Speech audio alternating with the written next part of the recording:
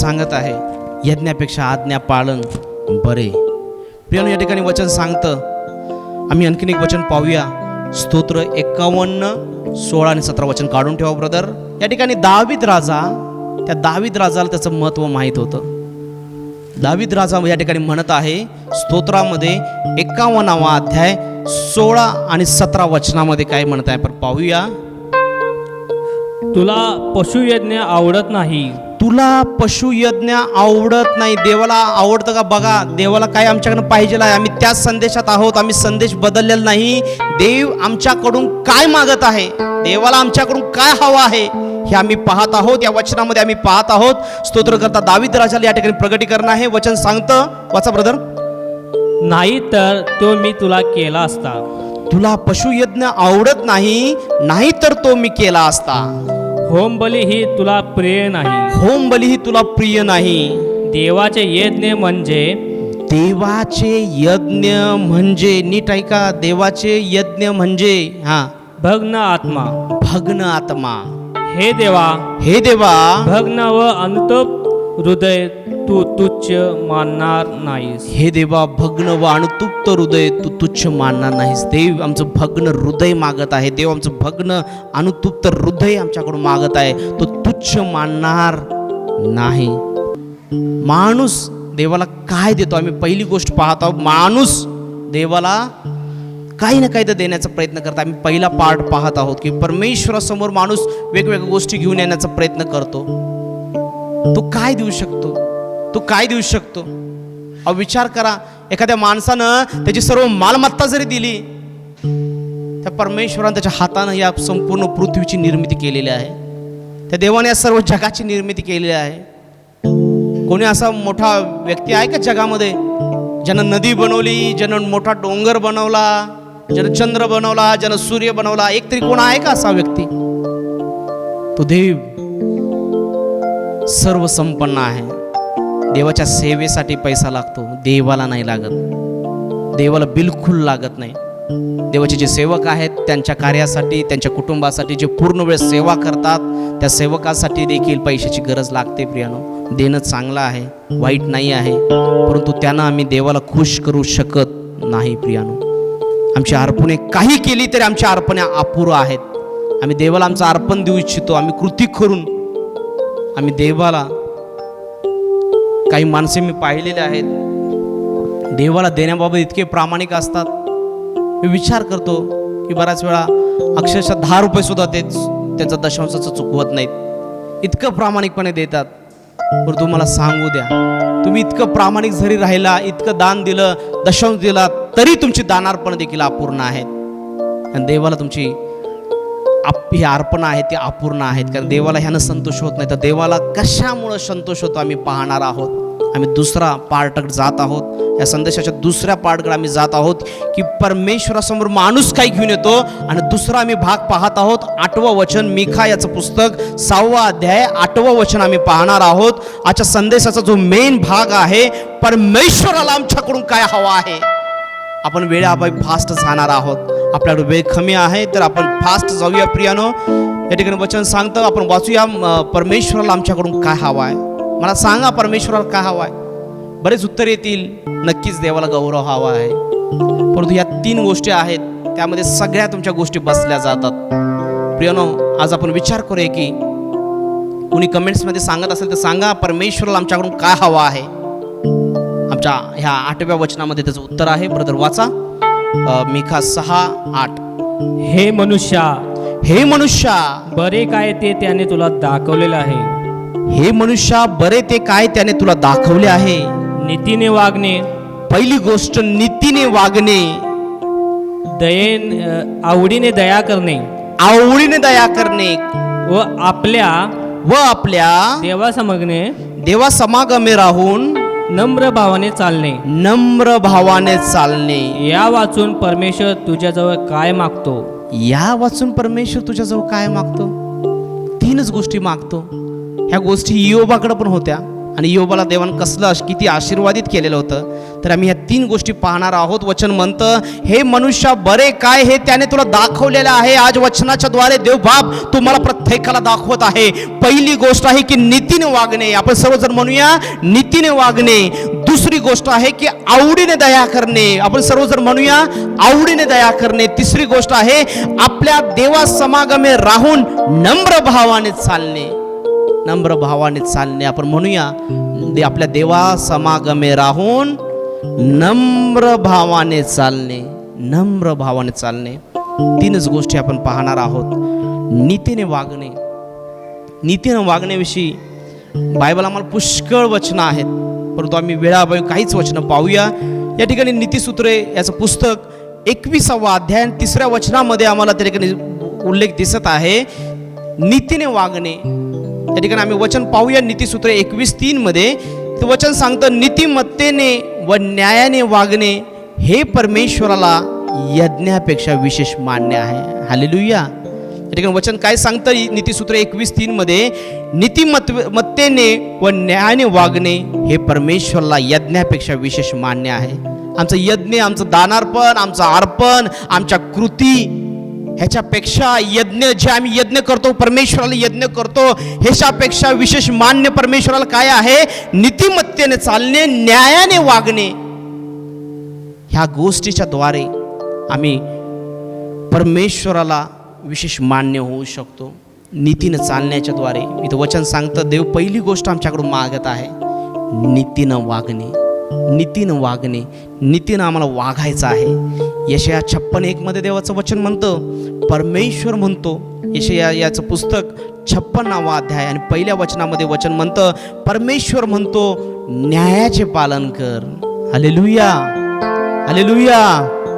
इथं वचन काय म्हणतं? परमेश्वर म्हणतो न्यायाचे पालन कर. आम्ही सर्वजण म्हणूया न्यायाचे पालन कर. न्यायाचे पालन कर. या ठिकाणी खरोखर प्रियानो देवाचं वचन स्पष्ट करत आहे. परमेश्वर म्हणतो न्यायाचे पालन कर, नीतीचे आचरण कर, कारण माझे तारण जवळ आले आहे, माझे न्यायत्व प्रगट होण्यास आले आहे. आपण सर्वांनी या ठिकाणी जे आहोत त्यांनी प्रत्येकानं आपण म्हणूया नीतीचे आचरण कर. आपण सर्वजण मोठ्यानं म्हणूया नीतीचे आचरण कर. नीतीचे आचरण कर. शेजारच्या व्यक्तीला सांगूया नीतीचे आचरण कर. नीतीनं चाल, नीतीने वाग, नीतीने वागा. जे आपल्या शेजारी त्या व्यक्तीला सांगा, जे आपल्या शेजारी त्या व्यक्तीला सांगा नीतीने वागा, नीतीने वागा. नीतीचे काय करा? आचरण करा. आचरण करा. नीतीचे काय करा? आचरण करा. या ठिकाणी देवाचं वचन सांगत आहे पहिली गोष्ट देवाला आमच्याकडून काय पाहिजे आहे की आम्ही नीतीनं वागणं गरजेचं आहे, नीतिमान जीवन जगणं गरजेचं आहे, न्यायानं चालणं गरजेचं आहे. बऱ्याच वेळा लोक एकमेकांशी असं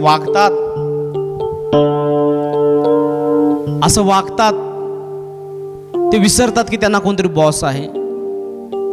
एखादा ज्युनियर मॅनेजर सिनियर मॅनेजरच्या अंडर असतो, पण तो ज्युनियर मॅनेजर काय करतो? तो खालचे जे काय ऑफिसर आहेत, जे काय त्याचे खाली जे काम करणारे व्यक्ती आहेत त्या लोकांना तो त्रास देतो. तो विसरून जातो मी ज्युनियर मॅनेजर आहे, पण तो विसरून जातो की माझा कोणीतरी सिनियर मॅनेजर आहे, त्याच्या अंडर खाली मी आहे. आणि तो अनेक लोकांवर दबाव आणतात. आज कामामध्ये लोक दबाव आणतात, अनेक लोकांपेक्षा आपल्याला श्रेष्ठ करत असतात. प्रियानो मला सांगू द्या, एकमेकांवर वर्चस्व करण्याचा जे काय प्रयत्न आहे हा सैतानाचा गुणधर्म आहे. सैतानाचा गुणधर्म आहे. सैतानच्या व्यक्ती स्वतःला एकमेकांवर वर्चस्व मिळवायला बघतात. त्यांनी प्रत्येकानं लीट काळजीपूर्वक ऐका. जर तुम्ही अनेक लोकांवर वर्चस्व करायला पाहत असाल तर एक सैतानी दुष्ट आत्म्याच्या ताब्यामध्ये तुम्ही आहात. तुम्ही लोकांवर वर्चस्व करत असाल तर देवाचा आत्मा नाही तर सैतानी आत्म्याच्या तुम्ही ताब्यात आहात. सैतानी आत्मा तुम्हाला चालवत आहे याची प्रत्येकानं खबरदारी घ्या. प्रियानो आम्ही विसरता कामा नाही. येशू ख्रिस्तानं नव्या करारामध्ये एक दाखला आहे, कलसे 4:1 मध्ये तिथं दाखला आहे. तिथं वचन सांगतं, कलसे करासपत्र 4 अध्याय आणि पहिलं वचन. त्या ठिकाणी वचन म्हणतो, धन्यानो तुम्हालाही स्वर्गात धनी आहे हे लक्षात बाळगून तुम्ही आपल्या दासांबरोबर न्यायाने व समतेने वागा. वचन काय सांगतं? धन्यानो तुम्हालाही स्वर्गात धनी आहे हे लक्षात बाळगून तुम्ही आपल्या दासांबरोबर न्यायाने आणि समतेने वागा. समतेने वागा. एक सर्व लोकांना न्यायाने चालवा. नाही, मी पुढारी आहे, मी माझं वर्चस्व टिकवणार, मी कुणाचं ऐकणार नाही. जर मी म्हणा लागलो मी पुढारी आणि मी सर्वांवर वर्चस्व करणार, माझं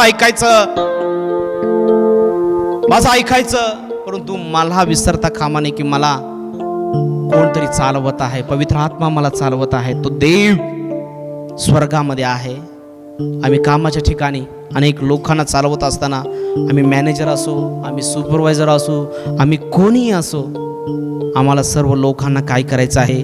आमचे जे दास आहेत, आमच्या खाली जे लोक काम करणार आहेत, त्यांना आम्हाला न्यायानं वागायचं आहे, त्यांना समतेनं वागवायचं आहे. त्या लोकांना केव्हाही वाटता कामा नये की हा आमचा बॉस आहे, हा आमचा मॅनेजर आहे, ह्याचे आम्ही दास आहोत, ह्याच्या अंडरमध्ये आहोत. त्यांना एक मैत्रीपूर्ण वातावरण निर्मिती व्हायला पाहिजे. ज्यावेळी तुमचं चांगलं नातं त्यांच्याशी घनिष्ठ असेल, तुमचा व्यवसाय असू दे, तुमची नोकरी असू दे, तुम्हाला त्यात वाढ मिळाल्याशिवाय राहणार नाही. जेव्हा तुम्ही मैत्रीपूर्ण नाते त्यांच्याशी करणार, एक दैवी फॉर्म्युला आहे, आम्ही त्याच्याशी मैत्रीपूर्ण जीवन जगणार, तेव्हा ते चांगल्या पद्धतीने काम करणार. आणि प्रत्येक वेळी आम्ही जर हंटर मानायला लागलो तर आमचं काम होणार नाही. प्रियानो, वचन सांगतं प्रियानो, आम्हाला नीतीनं वागायचं आहे. कलसे 4:1 मध्ये देवाचं वचन, तो धन्यानो तुम्हाला स्वर्गात धनी आहे हे लक्षात बाळगून तुम्ही आपल्या दासांबरोबर न्यायाने आणि समतेने वागा. देव आमच्याकडून काय मागत आहे? आम्ही पहिली गोष्ट पाहिलेली आहे की नीतीनं वागणे. प्रत्येकावर आम्ही नीतीनं वागलो, आम्हाला वागणं हे परमेश्वर आमच्याकडून मागत आहे. आम्ही सर्वांबरोबर समतेनं वागायचं आहे. देव आमच्याकडे पहिली गोष्ट आहे, आमच्या कामामध्ये, व्यवसायामध्ये, नोकरीमध्ये, कुटुंबामध्ये, सर्व आमच्या नातेवाईकांमध्ये आम्हाला न्यायानं जीवन जगायचं आहे. आमच्या सर्व फॅमिलीमध्ये आम्हाला न्यायानं जगायचं आहे. आमचे आई वडील असू देत, आमचे सासू सासरे असू देत, आमचे कोणीही व्यक्ती असू देत, आम्हाला त्यांना आदरानं बोलवायचं आहे. माघारी आम्हाला त्याच्या विरुद्ध काही बोलायचं नाही. बऱ्याच वेळा ज्या सुना असतात त्या आपल्या सासूविषयी इतकं वाईट बोलतात, तिला अक्कल नाही म्हणतात, त्या बाईला कळत नाही म्हणतात, तिने तर आमचं सर्व गोष्टी खराब केल्या, हे केल्या, ते केल्या. नीतीनं वागायचं. देवाचं वचन सांगत आहे, नीतीनं वागा माझ्या बहिणीनं, नीतीनं वागा. देवबाप तुम्हाला आशीर्वादित करणार आहे. आम्हाला त्यांना रिस्पेक्ट द्यायचा आहे. माघारी नाही तर त्यांना समोर देखील आम्हाला त्यांना रिस्पेक्ट द्यायचा आहे. कारण आम्ही दुसरा मुद्दा पाहायचा आहे, आम्हाला आवडीनं दया करायची आहे. दुसरा मुद्दा आहे की देवाला आमच्याकडे काय पाहिजे आहे? आवडीनं दया करणं देवाला पाहिजे आहे. या ठिकाणी शब्द काय वापरलेला आहे? आवडीनं दया. आम्ही जगी उदाहरण मुद्दाम घेत असो, मला कुणाही वैयक्तिक कुठल्या बहिणीला बोलायचं नाही आहे.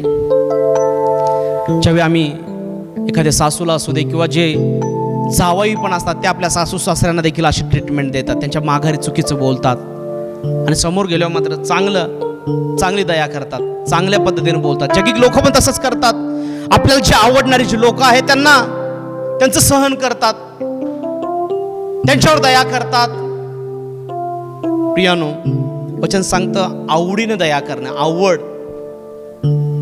आता मला मिसळ आवडतच नाही, आणि ब्रदर पास्टर सचिन काय केले, मिसळ मला 4 प्लेट आणून ठेवलेत माझ्यासमोर. पास्टर खावा तुम्ही, आलाय 4 मिसळच्या प्लेट. मला मिसळ आवडतच नाही. सचिन दादासाठी मी किती मिसळ खाईनो, या माणसाला वाईट वाटायला नको म्हणून त्यांच्या घरी मी गेलो आणि त्यांनी मला 4 मिसळच्या प्लेट दिलेत. मला आवडत तर नाहीच आहे मिसळ, परंतु त्यांचं मन राखण्यासाठी मी एखादी प्लेट खाईन. त्याच्या पुढं मला मिसळ जाईल का हो? आणि जर मला आवडत असेल तर मिसळ मात्र मग तिने 1 प्लेट दिली तर मी 4 प्लेट खाणार, कारण ती काय होते, मला गोष्ट आवडते. इथं वचन सांगतं आवडीनं दया करा, आवडीनं. नाहीतर मग लोकांसमोर बऱ्याच वेळा बहिणी, आपला नवरा आला की त्याच्यासमोर आपल्या सासू सासऱ्यावर दया करतात. तुम्हाला फसवत आहात. माझ्या प्रत्येक बहिणीला सांगू द्या, तुम्ही देवाला फसवत आहात. तो जिवंत देव तुमचं अंतःकरण पाहतो. प्रत्येक भावाला मला सांगू द्या की तुम्ही तुमच्या सासू सासऱ्यांवर दया करत नाही, जगी सर्व गोष्टींवर तुम्ही दया करत नाही. पत्नी मात्र दिसली की तुम्ही दया केलेलं खूप दाखवता. त्याला आवडीनं म्हणत नाहीत, त्याला आवडीनं बिलकुल म्हणत नाहीत. जसं एखादी वस्तू आम्हाला आवडते तेव्हा आम्ही जादा खातो. आवडीनं देव बाप आमच्याकडे काय करत आहे, देवाला या ठिकाणी वचन सांगतं आवडीने दया करणे. पहिली गोष्ट पाहिले नीतीने वागणे, आणि दुसरी गोष्ट पाहत आहे आवडीने दया करणे. या ठिकाणी शब्द वापरलेला आहे, आवडीने आम्ही दया करायला पाहिजे. आम्ही सर्वजण म्हणूया आवडीने दया करायला पाहिजे, आवडीनं दया करायला पाहिजे. आमच्या कन्हानगरामध्ये एक आवडी आहे, त्या आवडीचं नाव आम्ही घेत नाही. तर आम्हाला आवडपूर्वक आम्हाला काय करायचं आहे, आवडीनं काय करायचं आहे, दया करायची आहे. प्रियानो, या ठिकाणी सुंदर शब्द वापरलेला आहे. करावे लागते म्हणून आम्हाला दया करायची नाही आहे, आवडीनं आम्हाला काय करायचं आहे, दया करायची आहे. प्रियानो, येस लॉर्ड. या ठिकाणी वचन सांगतं, कारण आमचा एखादा पदार्थ आमचा खाण्याचा आवडला तर तो आम्ही खातो. इतरांसाठी आम्ही जास्त खात नाही. एखादी प्लेट आम्ही खाईन. मी मुद्दाम उदाहरण दिलं मिसळचं. प्रियानो, आम्हाला आवडीन दयाळ करायचे आहे. मत्ती याचं पुस्तक 5वा अध्याय 7व्या वचनामध्ये देवाचं वचन सांगतं, जे दयाळू ते धन्य, कारण त्यांच्यावर दया होईल. जे दयाळू ते धन्य, कारण त्यांच्यावर दया होईल. ज्यावेळी न्यायाचा प्रसंग येईल त्यावेळी तुमच्यावर देखील दया केली जाईल. तुमच्याकडून कोणती कृत्य घडतील त्यावेळी देखील तुमच्यावर दया केली जाईल. ज्यावेळी आम्ही दया इतरांवर करणार, ज्यांची एखाद्या व्यक्तीची आम्हाला दया येणार. एखाद्या व्यक्तीबद्दल एकदा जर राग बसला तर त्याच्याविषयी त्या व्यक्तीला राग जात नाही, तो पण त्याच्यावर दया येत नाही. त्या मनातला राग पहिला काढणं गरजेचं आहे, ती घाण पहिला हृदयातली काढणं गरजेचं आहे, आणि मग आवडीनं दया आमच्याकडून होऊ शकते. आम्हाला ती दया, जर येशू ख्रिस्त या ठिकाणी म्हणत आहे मत्ती 5:7 मध्ये, जे दयाळू ते धन्य, कारण त्यांच्यावर दया होईल. कारण त्यांच्यावर काय होईल, दया होईल. देवाचं वचन या ठिकाणी सांगत आहे, दया दाखवण्याची आज्ञा त्याने आम्हाला दिलेली आहे. या ठिकाणी आम्ही पाहत आहोत, पहिली गोष्ट देव आमच्यावर मागतो की नीतीने वागणे. दुसरी गोष्ट आम्ही पाहत आहोत की आवडीनं दया करणे. आवडीने या ठिकाणी देवानं आम्हाला काय केलेलं आहे, दया मागितलेली आहे. नीतिसूत्रे 3:3 मध्ये, मत्ती 5:7 आम्ही पाहत आहोत, जे दयाळू ते धन्य, कारण त्यांच्यावर दया होईल. दया दाखवण्याची आज्ञा आम्हाला दिलेली आहे. देवानं दया दाखवण्याची आज्ञा आम्हाला दिलेली आहे की नाही हो, दिली की नाही? नाही. देव दया करा करू नका म्हणतोय, घरातल्यांवरच करा, आमच्यावर करा म्हणतोय का नाही? नाही. का हो, देवानं दया दाखवायची आज्ञा आहे का? बायबलचं प्रत्येक वचन आमच्यासाठी आज्ञा आहे. बायबलचं प्रत्येक वचन आमच्यासाठी आज्ञा आहे. प्रियानो, मग नीतिसूत्रे 3:3 मध्ये देवाचं वचन म्हणतं, दया व सत्य ही तुला न सोडत. दया व सत्य ही तुला न सोडत. त्यांची माळ तू आपल्या गळ्यात वागीव, त्यांना आपल्या हृदय पटलावर लिहून ठेव. किती सुंदर देवबाप त्या ठिकाणी वचनामध्ये लिहित आहे, दया व सत्य ही तुला न सोडत. त्यांची माळ, माळ म्हणले माळ, मण्यांची माळ, तशी मणी आहे ते काय, दया आणि सत्य, त्याची माळ आपल्या गळ्यात घाल. आणि त्यांना आपल्या हृदयपटलावर लिहून ठेव. आपल्या हृदयपटलावर लिहून ठेवायचं आहे की आम्हाला ते विसरायचं नाही आहे. प्रियानो, लूक याचं पुस्तक 6वा अध्याय आणि 36 वचन देखील आम्हाला सांगतं, दयेविषयी पुष्कळ आम्ही बोलू शकतो, पुष्कळ आम्ही बोलू शकतो. नीतिसूत्रे 3:3 आम्ही पाहिलेलं आहे. लूक 6:36 वाचा ब्रदर. जसा तुमचा पिता दयाळू आहे, जसा तुमचा पिता दयाळू आहे, तसे तुम्हीही दयाळू व्हा. तसे तुम्ही काय व्हा, दयाळू व्हा. म्हणजे माणसं बघून बघून प्रेम करा. काय दयाळू माणसं, चेहरे बघून. जो मला आवडतो त्यालाच मी दया करणार, ही व्यक्ती माझी प्रिय आहे त्याला मी दया करणार, त्या व्यक्तीलाच मी देणार, त्या व्यक्तीला मी मदत करणार. ते हृदय आमच्या ठिकाणी पाहिजे, ते अनकंडिशन लव, त्या परमेश्वराचं जे अगापे प्रेम आमच्या ठिकाणी पाहिजे, ज्याच्यामध्ये कोणतीही कंडिशन नाही. आम्ही कोणतंही कार्य करताना कोणतीही कंडिशन आमच्या ठिकाणी नसायला पाहिजे. ते अगापी प्रेम, ते अनकंडिशन लव आमच्याकडे पाहिजे. नाहीतर आम्ही, आमचीच लोक, आम्हाला मदत करणारे लोक, आमच्या फायद्याची लोक, त्यांच्यावर दया करणार व्यक्तीला वाटणार, अहो किती दया करते ही व्यक्ती आमच्यावर, किती ह्या व्यक्तीचं प्रेम आहे. खोटं प्रेम असतं, ते खोटं प्रेम असतं. तुम्ही देवाला देखील फसवू शकता. जोपर्यंत आमचं हृदयातली ती घाण आम्ही काढणार नाही, तो रागाचा आत्मा जोपर्यंत आम्ही काढणार नाही, तोपर्यंत आम्ही कुणावर दया करू शकत नाही. प्रियानो, वचन सांगतं, जसा तुमचा पिता दयाळू आहे तसे तुम्ही देखील दयाळू व्हा. आम्हाला त्या स्वर्गीय बापाचा जो गुणधर्म आहे, जो त्याचा स्वभाव गुण आहे. बऱ्याच वेळा लोक म्हणतात याचा बाप पण असा रागिष्ट होता आणि पोरग पण असं रागिष्ट झाले. याचा बाप पण व्यसनामध्ये होता आणि मुलगा देखील व्यसनामध्ये झालेला आहे. याचा बाप देखील डॉक्टर होता आणि याचा मुलगा देखील डॉक्टर झालेला आहे. याच्या बापाने देखील चांगलं नाव कमवलं आणि खरोखर हा मुलगा देखील चांगलं नाव कमवत आहे. चुकीच्या वाईट आणि सर्व गोष्टी असू देत नाव घेतलं जातं. तुझ्या बापाने तुला काय शिकवलं का नाही? वाईट झालं तर शिकवतात आणि चांगलं झालं तर म्हणतात काय यांच्या बापाने याला चांगली शिकवण दिलेली आहे, काय लम्र बाळ आहे, काय लम्र मुलगा आहे. या ठिकाणी वचन सांगतं प्रियानो, वचन सांगतं लूक 7:36 मध्ये, जसा तुमचा पिता दयाळू आहे तसे तुम्ही दयाळू व्हा. त्या पित्याचा जो गुणधर्म आहे, त्या पित्याचा जो गुणधर्म आहे, तो पिता दयाळू आहे. तो तुम्हाला म्हणत आहे माझ्या मुला, माझ्या मुली, मला तुझ्याकडनं दया पाहिजे. माझा जो गुणधर्म आहे तुझ्यामध्ये पाहिजे. मला आवडीनं दया करणारा तुला पाहायचा आहे. मला तुला आवडीनं दया करणारा पाहायचा आहे. आणि मला तुझ्या दानापेक्षा, तुझ्या दशांशापेक्षा, तू करतोस ते ठीक आहे, परंतु त्याच्यापेक्षा, तुझ्या अर्पणापेक्षा मला तुझी आवडीनं दया करणारा मला बघायचं आहे. कारण माझा स्वभाव गुण तुझ्यामध्ये आहे, माझा स्वभाव गुण तुझ्यामध्ये आहे.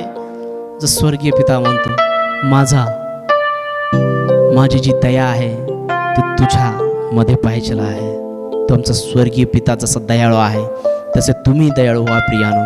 आणि तिसरी गोष्ट बघून आम्ही थांबणार आहोत. तिसरी गोष्ट आम्हाला या ठिकाणी सांगत आहे, आपल्या देवा समागमे. आम्ही दोन्ही गोष्टी पाहिलेल्या आहेत. वचन सांगतं 6:8 मध्ये, हे मनुष्य बरे ते काय ते त्याने तुला दाखवले आहे, नीतीने वागणे, आवडीने दया करणे. व तिसरी गोष्ट आम्ही पाहत आहोत, आपल्या देवा समागमे राहून नम्र भावाने चालणे. देवा समागमे या शब्दाचा अर्थ आहे देवा बरोबर राहून, देवाला सोडून नाही. जर देवाला आम्ही सोडलं तर आम्ही दया करणार नाही. देवाला आम्ही जर सोडलं तर आम्ही नीतीनं वागणार नाही. देवाचा आत्माच आम्हाला चालवणार नाही तर आम्ही नीतीनं कसं वागणार हो? देवाचा आत्माच जर आम्हाला चालवणार नाही तर देवाच्या आवडीनं आम्ही दया कशी करणार हो? आणि देवाच्या बरोबर चालणार देखील कसं हो? आम्ही या ठिकाणी तिसरी गोष्ट पाहत आहोत. ही गोष्ट देवाला तुमच्याकडून पाहिजे आहे. पहिली गोष्ट तुम्हाला देव मागत आहे की नीतीनं तुम्ही वागा, नीतीनं लोकांना देखील वागवा. दुसरी गोष्ट आहे की देवांना आवडीनं तुम्ही दया करणारे लोक पाहिजे. कारण त्या देवाचा जो स्वभाव गुण आहे, जो दयाळू गुणधर्म आहे, तो गुणधर्म तुमच्या ठिकाणी यायला पाहिजे. तो तुमच्याकडून दया मागत आहे, तो तुमचा यज्ञ मागत नाही. देवाचं वचन सांगतं यज्ञापेक्षा आज्ञा फाळणं बरे. आणि तिसरी गोष्ट तो आमच्याकडून मागत आहे, देवाला काय हवं आहे? देवाला आमच्या हेच हवं आहे की देवा समागमे राहून आम्ही नम्र भावाने चालावे. योब नम्र होता, सात्विक आणि सरळ मार्गाने चालणारा होता, म्हणून देवाने त्याला आशीर्वादित केलेलं होतं. पेत्राचे पहिले पत्र 5वा अध्याय आणि 5वं वचन म्हणतं, तसेच तरुणांनो वडिलाच्या अधीन राहा.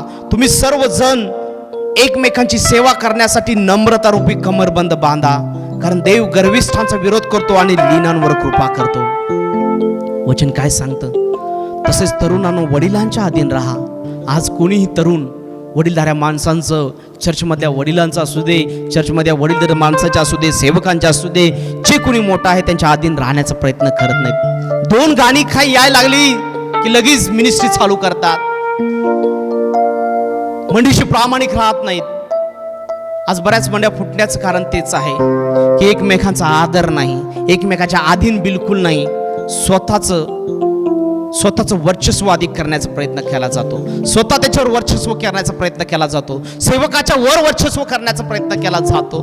इथं वचन सांगतो, तसेच तरुणांनो वडिलांच्या अधीन राहा. तुम्ही सर्वजण एकमेकांची सेवा करण्यासाठी नम्रता रूपी कमरबंद बांधा. आम्हाला एकमेकांची सेवा करण्यासाठी आमचा नम्रता रूपी कमरबंद बांधायचे आहे. कारण देव काय करतो?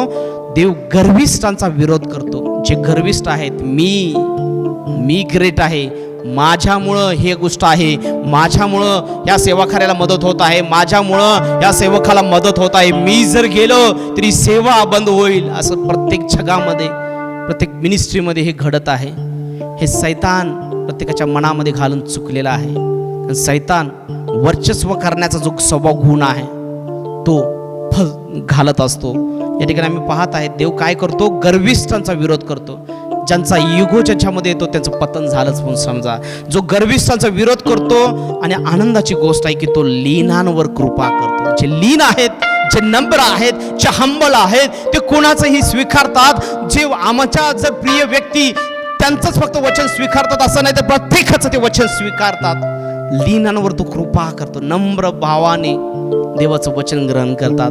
एखाद्याची आज्ञा पाळतात, एखाद्याचं म्हणणं ऐकतात, वडीलधाऱ्या माणसाचा आदर करतात. मोठी व्यक्ती आहे, भावासमोर आहे म्हणून त्याचा ऐकतात, नम्र राहतात. त्या लोकांवर देव काय करतो? कृपा करतो. वचन सांगतं देव गर्विष्ठांचा विरोध करतो आणि लीनांवर कृपा करतो. याकोब 4:10 मध्ये देखील सुंदर असं वचन आहे. जर आज तुम्हाला जर उंच व्हायचं असेल जगाच्या प्रत्येक क्षेत्रामध्ये, आध्यात्मिक क्षेत्र असू दे, व्यवसाय असू दे, नोकरी असू दे, सर्व क्षेत्र असू दे, त्या क्षेत्रामध्ये जर तुम्हाला जर उंच व्हायचं असेल, आज एक तुम्हाला मोठा फॉर्म्युला मी तुम्हाला देत आहे. छोटासा फॉर्म्युला आहे, एक नमुना देत आहे. जर तुम्हाला उंच व्हायचं असेल, तुमचं सेवा कार्य वाढायचं असेल, तुमच्या सेवा कार्यामध्ये अधिक आशीर्वाद मिळवायचा असेल, आध्यात्मिक कृपादानं तुमच्यावर अधिक उतरायचे असेल, तुम्हाला जगिक आशीर्वादानं आशीर्वादित व्हायचं असेल, तुमची मालमत्ता वाढवायची असेल, पैसा वाढायचा असेल, तुमच्या सर्व सुखसोयीने तुम्हाला भरलं जायचं असेल, तर देवाचं वचन सांगतं याकोब 4:10 मध्ये प्रभू समोर नम्र व्हा. प्रभू समोर नम्र व्हा, म्हणजे तो तुम्हाला उंच करेल. तो तुम्हाला उंच करेल.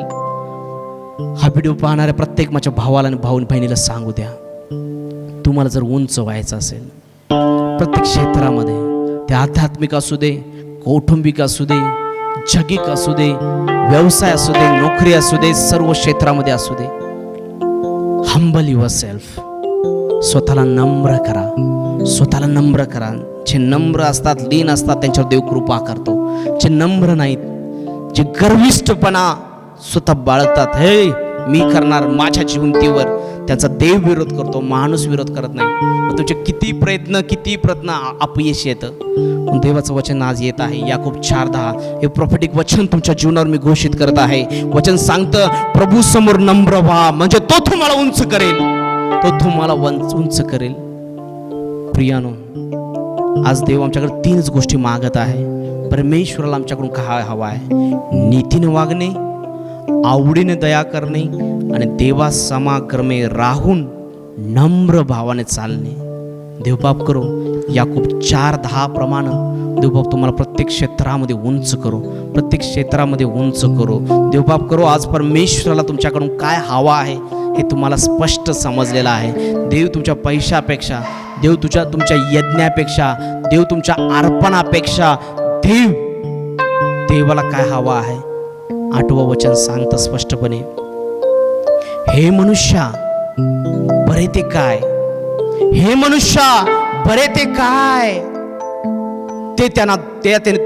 ते त्याने तुला दाखवले आहे. जे बरं आहे ते देवानं आज वचनाच्या द्वारे तुम्हाला दाखवलेलं आहे. स्पष्टपणे देवानं दाखवलेलं आहे. जर या 3 गोष्टी जर देवाला द्याल तर देव तुमच्याकडे संतुष्ट होईल. वचन सांगतं नीतीने वागणे. पहिली गोष्ट नीतीने वागणे, आवडीनं दया करणे व आपल्या देवा समागमे राहून नम्र भावाने चालणे. या वाचून परमेश्वर तुमच्याजवळ काही मागत नाही. ह्या 3 गोष्टी वाचून देव तुमच्याकडे काही मागत नाही, काही तुमच्याकडे मागत नाही. प्रियानो, नीतीनं वागा, नीतीनं वागा, आवडीने दया करा, आवडीनं लोकांवर दया करा, लोकांना न्यायानं चालवा, नीतीनं चालवा. कुणाचा विपरीत न्याय करू नका. स्वर्गामध्ये तुम्हाला धनी आहे, लक्षात ठेवा. नीतीनं लोकांना चालवा, तुम्ही आवडीनं दया करा. कारण जसं आमचा प्रभू परमेश्वर जो पिता दयाळू आहे, तसेच देखील आम्ही दयाळू असणं गरजेचं आहे. त्या पित्याचा गुणधर्म आमच्यामध्ये घेणं गरजेचं आहे. आणि आपल्या देवासमागमे राहून नम्र भावानं चालणं हे परमेश्वराला हवं आहे. यासाठी की आम्ही उंच व्हावं प्रत्येक क्षेत्रामध्ये, त्यासाठी आम्हाला नम्र होणं गरजेचं आहे. देवबाप करो या वचनाच्या द्वारे तुम्हा प्रत्येकाला आशीर्वादित करो. देवबाप करो या 3 गोष्टी तुम्हाला आशीर्वादाचे कारण होऊ देत.